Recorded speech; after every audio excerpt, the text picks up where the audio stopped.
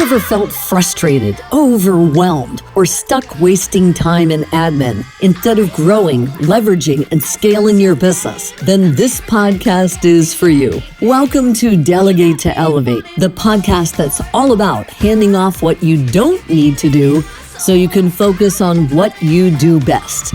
So here's your host, Bonnie Schutz. Hey everybody, it's Bonnie Schutz here, your host of Delegate to Elevate, Get Done. Yahoo! Today, I'm solo riding. I'm bringing you a powerhouse list I stumbled across thanks to entrepreneur Ryan Blair. It was in an article, shout out to the A-list of a newsletter that I get from them quite often. I don't know how often they release, but thank you guys. This struck such a chord with me, I had to share. And you know, when something hits you in the gut in a good way, yeah, this was one of those moments. He built and sold his company for $792.4 million. Yep, you heard me right. So when he talks about what it takes to build a team of top performers, this girl is taking notes.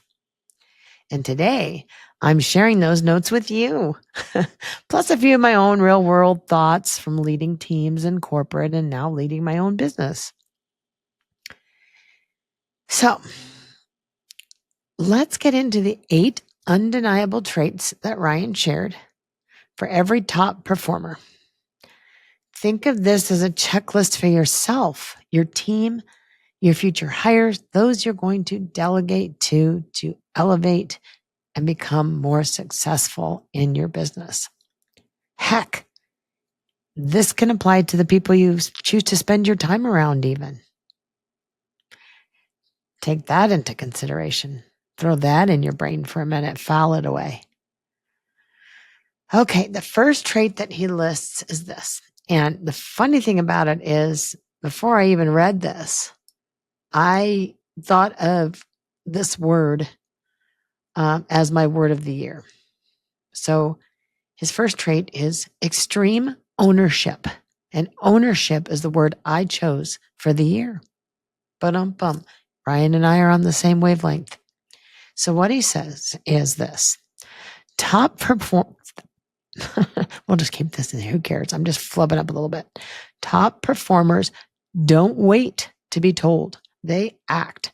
They look around and think, how can I make this thing better right now? In my own experience, this is leadership in its purest form, whether you have a fancy title or not. The second trait he lists is relentless adaptability. Whew. Change is the only constant. Plans fall apart, people quit, markets shift. Adaptable people don't just survive change. They thrive because of it. Ooh, he flipped the script on that one. And if you run a business like I do, you know whoever adapts fastest wins. Mic drop. Let's look at trait number 3. Mission-driven mentality. When you believe in the mission, everything changes. You work harder, you push through the messy parts, and you deliver without being babysat. And when I'm saying you, I'm referring to the people, persons, companies, providers that you are delegating, or outsourcing to. Mission is your internal gas tank. Without it, burnout is inevitable. So that part is for you.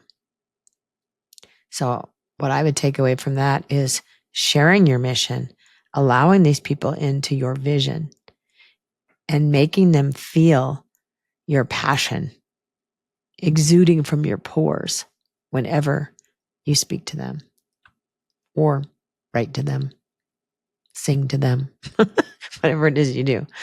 All right. Trait number 4, mental toughness. I struggle with this one because I am an empath and I feel all the feels. But Setbacks are part of the deal, period. Top performers don't crumble when something hard hits. They catch their breath, maybe scream into a pillow, hashtag relatable, and then get back at it. Success is resilience, not luck. Your success and the people that you are delegating to, if they are able to have that mental toughness and resilience, boom, done. You chose the right people. Next one, number 5. Energy givers, not takers. Lord knows. Energy is sometimes hard to find in your day. But if you are working your day alongside somebody that is full of energy, energy is contagious. The best people bring positivity, solutions, and lift the whole room. The takers, the winners, if you don't address it, it'll tank the ship. It'll sink, tank, sink the ship. And I love cruising, so don't sink my ship. I need my ships. Sorry, I digress. Anyway, protect your culture like your life depends on it. Because honestly, your business life really does. Number 6, mastery over ego. Ego kills more businesses than bad products ever will. Top players stay coachable. They crave results, not credit. If someone has to constantly be told they're doing a good job just to function, they're probably not your future star. Nope, they sure aren't.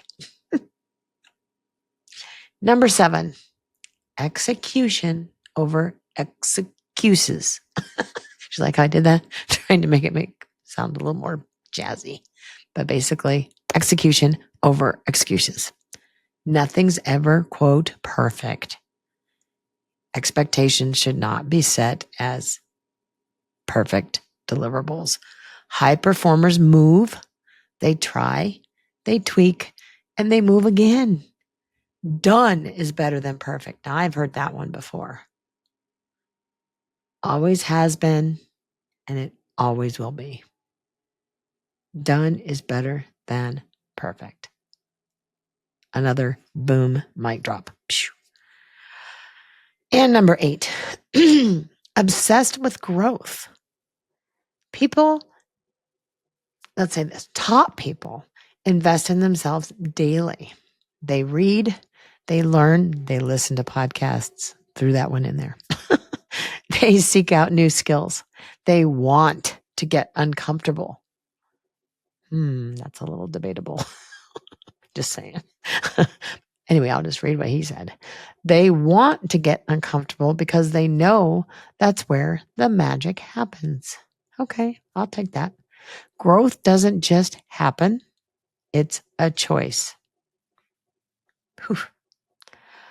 I could nerd out about this list all freaking day long. Huge shout out and thanks again to the A-list and to Ryan Blair for sharing these traits and setting a high bar for what a high performing team really looks like. If you're building a team or building yourself, delegating your mind and being open to new things, let this be your new checklist. Don't just look for people who can do the work. Look for people who want to own, adapt, grow, and lift others while they're at it. And hey, for me, send a little wish to God, the universe, whomever you pray to, you talk to, you zone out to, that Ryan says yes to being a guest here on my podcast soon. I'm manifesting it. I'm visualizing it. I'm doing the whole shebang. And I did slide into his DMs, just saying. Until next time, keep delegating, keep elevating, and keep getting done. P.S. If Ryan does come on the show, you better believe I'll be asking him what delegation looked like for him on that $792 million journey. Have a fantabulous day, folks. Thank you for listening. Leave a review, share, and tell everybody about this podcast. And do your thing. Get out there. Thanks so much for listening today.